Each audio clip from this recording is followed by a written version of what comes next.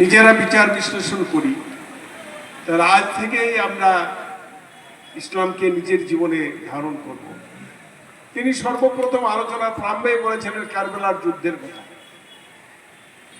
আমরা জানি যে আজকে পৃথিবীতে সব যোগ্য নেতৃত্বের অভাব। কারবালার যুদ্ধে 22,000 সৈন্য এজিদের পক্ষ নিয়ে ইসলামের বিরুদ্ধে রুখে দাঁড়িয়েছিলেন। 22,000 সৈন্যের ভিতর 7,000 হাফেজ ছিলেন। এটা কি সত্যের সঙ্গে মিথ্যার যুদ্ধ হয়েছিল?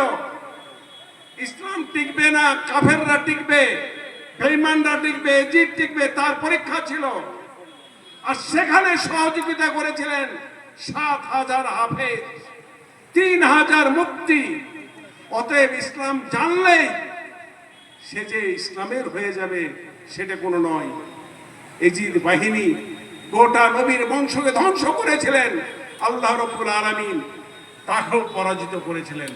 যা হোক, আপনাদের সামনে এখন আলোচনা রাখছেন বিশিষ্ট আলেমে দ্বীন মাওলানা হাবিবুল্লাহ সাহেব।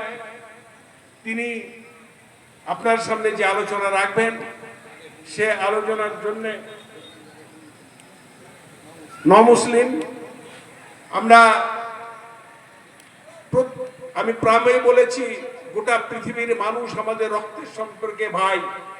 অতএব তিনি ভাই ছিলেন।